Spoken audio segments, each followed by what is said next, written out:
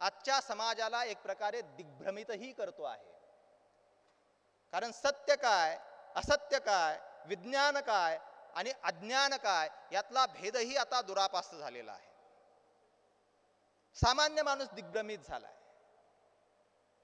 कारण विज्ञानामध्ये तुमचा परमात्मा, तुमचा जीवात्मा, तुमचं संत साहित्य कोणीही सांगताना दिसत नाही. कुठल्याही रसायनशास्त्राच्या प्रयोगामध्ये, भौतिकशास्त्राच्या प्रयोगामध्ये त्याचं अस्तित्व सिद्ध करणं शक्य नाही. आणि म्हणून जे अस्तित्व सिद्ध करणं शक्य नाही त्याच्याबद्दल भाष्य तरी कसं करायचं, हा प्रश्न आहे.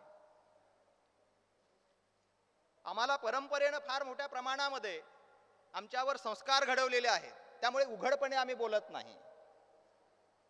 मग कोणीतरी आम्हाला समाजात नास्तिक म्हणेल, कोणीतरी आमची अवहेलना करेल, या भूमिकेतून विज्ञानवादी स्पष्टपणे भूमिका विज्ञानाचे प्राध्यापक सुद्धा घेताना दिसत नाहीत.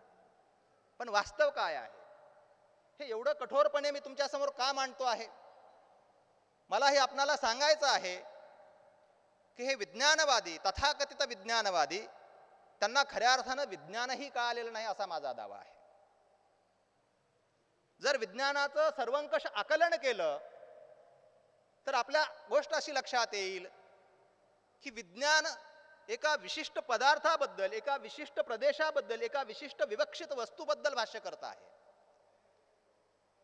हर्बर्ट स्पेन्सरच्या भाषेमध्ये त्याला आपल्याला म्हणता येईल नोन वर्ल्ड. हर्बर्ट स्पेन्सरनं जगाची विभागणी 2 भागामध्ये केलेली आहे, non world and unknown world, ज्ञात विश्व आणि अज्ञात विश्व.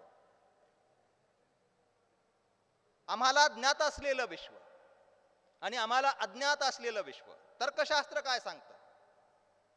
तर्कशास्त्र सांगतं की ज्ञाताच्या पलीकडं अज्ञात असलंच पाहिजे. ज्या अर्थी ज्ञात आहे त्या अर्थी अज्ञातही असणं आवश्यक आहे. जर अज्ञात नसेलच तर ज्ञाताचं अस्तित्व सुद्धा डळमळीत होईल. आज जे आहे, ज्याच्यावर आम्ही भाष्य करतो, जसं देबडवार साहेबांनी सांगितलं, मूलद्रव्य. सुरुवातीला 105 मूलद्रव्य सांगितली गेली, आता त्यांची संख्या 118 झालेली आहे. मूलद्रव्याच्या पाठीशी काय आहे? इथं जर सायन्सचे कोणी विद्यार्थी असतील किंवा सायन्सचा ज्यांनी अभ्यास केलेला असेल त्याच्या लक्षात येईल, मूलद्रव्य दुसरं तिसरं काही नसून अनुक्रमांक आणि अनुभारांक बदलला की मूलद्रव्य बदलतं. इलेक्ट्रॉन, न्यूट्रॉन आणि प्रोटॉन हे 3 विद्युत कण आहेत. त्यांचा क्रमांक आणि भारांक बदलला की मूलद्रव्य बदललं. हे विद्युत कण, याची परिभाषा आमच्या साहित्यात कुठे उमटलेली आहे का? जेव्हा संत साहित्य आणि विज्ञान याची सांगड घालायची त्यावेळेस मूलतः हे आम्हाला शोधायला लागेल की या विद्युत कणाबद्दल भाष्य कुठे आमच्या संत साहित्यात, कुठे वेदोपनिषदामध्ये कुठेतरी आलेलं आहे का? आणि तुम्हाला आश्चर्य वाटेल, त्या भूमिकेतून जर शोध घेतला तर तुकाराम महाराजच म्हणतात, रक्तश्वेत कृष्ण पीत प्रभा भिन्न, चिन्मय अंजन सुदले डोळा, तेने अंजन गुणे दिव्य दृष्टी झाली, कल्पना निमाली द्वैताद्वैत, देशकाल वस्तू भेद मावळला, आत्मा निर्वाळला विश्वाकार. केम्ब्रिज किंवा ऑक्सफर्ड युनिव्हर्सिटीच्या प्राध्यापकांबरोबर मी संवाद साधत होतो लंडनमध्ये. विषय होता आमचा relevance of Vedas in present era. आणि त्यावेळेस एका ऑक्सफर्डच्या विद्वान प्राध्यापकाशी चर्चा करताना त्यांना मी सांगितलं, तुम्ही सांख्य वाचला आहे, सांख्य दर्शनामध्ये म्हटलंय सत्व रज तमसाम साम्यावस्था प्रकृती. ही प्रकृती म्हणजे काय?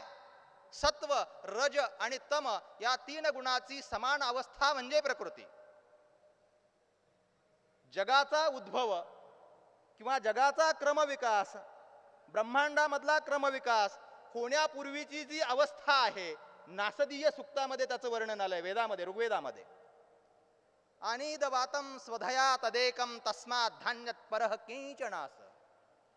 ऋग्वेद म्हणतो, ऋग्वेदात भाष्य आहे, मंत्र आहे, अनिद वातम स्वधया तदेकम तस्मात् धान्यत परः किंचनास. ज्यावेळेस काहीच नव्हतं, म्हणजे दृश्य स्वरूपामध्ये, व्यक्त स्वरूपामध्ये काहीच नव्हतं, त्यावेळेस ती स्वधा होती. स्वधा म्हणजे प्रकृती. आणि प्रकृती हा शब्द त्यावेळेस शक्य असतो ज्यावेळेस या 3 गुणांची समान अवस्था असते. म्हणजे ते कृतीप्रवण बनलेले नसतात. अव्यक्त स्वरूपामध्ये असतात.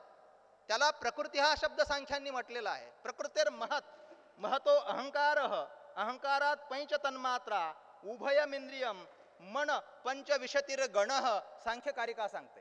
हा फार मोठा विषय आहे आणि 20 मिनिटांमध्ये संपणारा विषय नाही आहे. ज्यांना जिज्ञासा असेल त्यांनी कधी मला निमंत्रित करावं केवळ हे समजण्यासाठी, म्हणजे मी हा विषय समजावून सांगू शकेन.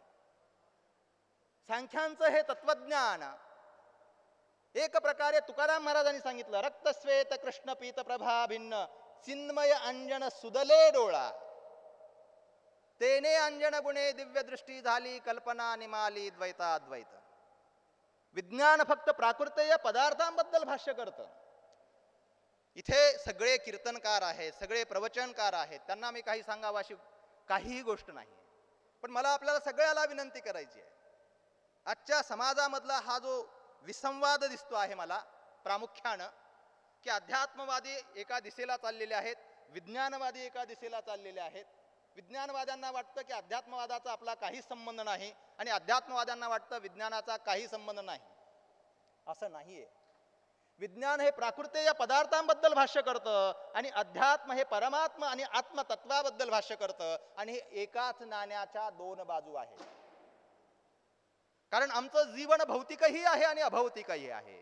आमचं जीवन आध्यात्मिकही आणि प्राकृतेयही आहे. आणि म्हणूनच गीता म्हणते, शरीर यात्रा पिचते न प्रसिद्धेद अकर्मणः, नियतं कुरु कर्मत्वं कर्मजायो ह्यकर्मणः, जववरी संगू प्रकृतीचा तववरी त्यागुण घडे कर्माचा, ऐशियाही करो म्हणती तयाचा अग्रहोती उरे.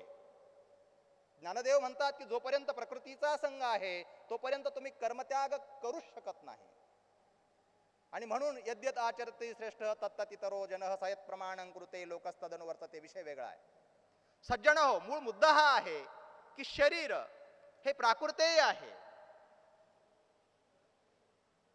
हा देह नाशिवंत मळमूत्राचा बांधा, वरी चर्म घातले रे कर्म कीटकाचा सांधा, रव रव दुर्गंधी रे अमंगळतीचा बांधा, स्मरे त्या हरिहरा शरण जाई गोविंदा.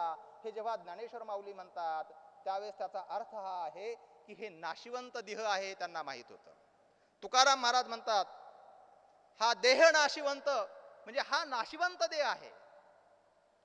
प्राकृतीय पदार्थ चंचल आहे. संसरती इति संसारः, संसार या शब्दाची व्याख्याच अशी आहे, जो संसरती प्रवाहित होतो, स्थिर कुठेच नाही.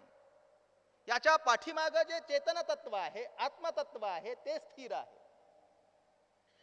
आणि म्हणून तुकाराम महाराज म्हणतात, तेने अंजन गुणे दिव्य दृष्टी झाली, कल्पना निमाली द्वैताद्वैत.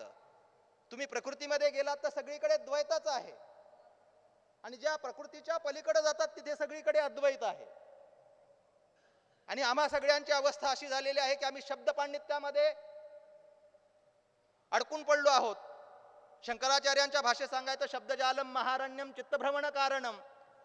आम्ही धड अद्वैतवादीही नाही, आम्ही द्वैतवादीही नाही, आणि मध्येच अडकलेले आहोत. कृपा करा आणि हे नीट समजून घ्या. जर आपल्याला वारकरी संप्रदायाला समकालीन समस्यांशी जोडायचं असेल तर हे आकलन होणं अत्यंत आवश्यक आहे. विठ्ठल पाटलांना मी धन्यवाद देतो की त्यांनी हा विषय आज इथे मांडायला संधी दिलेली आहे, किंवा अध्यक्षांनी हा विषय इथे निवडलेला आहे. संत साहित्यातील विज्ञान विचार फार गंभीर विषय आहे. संतांना विज्ञान कळलं होतं का? संतांना विज्ञान माहीत होतं का? असे सामान्य माणसांना प्रश्न पडतात. बघा, मला वाटतं फुलारी साहेबांनी सांगितलं, नवसे पुत्र होती तरी का करणे लागे पती. असं तुकाराम महाराज जेव्हा प्रश्नार्थक विचारतात त्यावेळेस त्यांना निश्चितच अंधश्रद्धाने याच्यावर प्रहार करायचा होता. त्याच्या पलीकडची गोष्ट, सेंदरी हेंदरी दैवते कोण पूजी भूते केते, तुकाराम महाराज म्हणतात.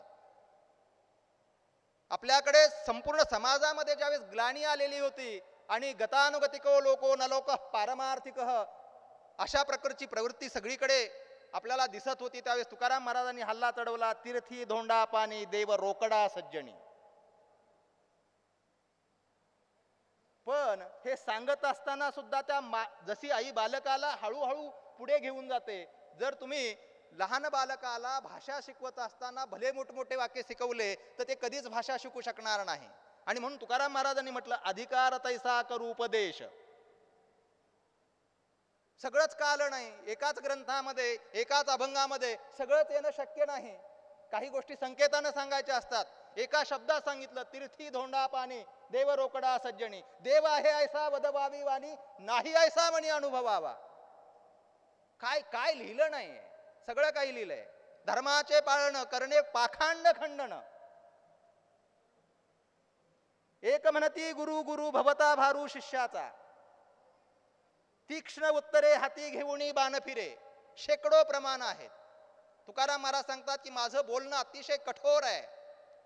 सज्जन हो, माऊली आणि तुकाराम महाराज यामधलं फार अंतर आहे. माऊली कोणालाही दुखू इच्छित नाहीत. ते मायेनं सांगतात, कुरवाळतात. विषय विषाचा पडिपाडू, गोड परमार्थ लागे कडू, हे सांगताना सुद्धा माऊली जास्तीत जास्त मूर्ख या शब्दापर्यंत जातात. पण इकडे किती सांगू तरी नायकती बटकीचे पुढे शिंदळीचे रडतील, अशा शिवाय आपल्याला काही संत साहित्यात दिसतात. ही वेगवेगळी मांडणी आहे, हे नीट समजून घ्या.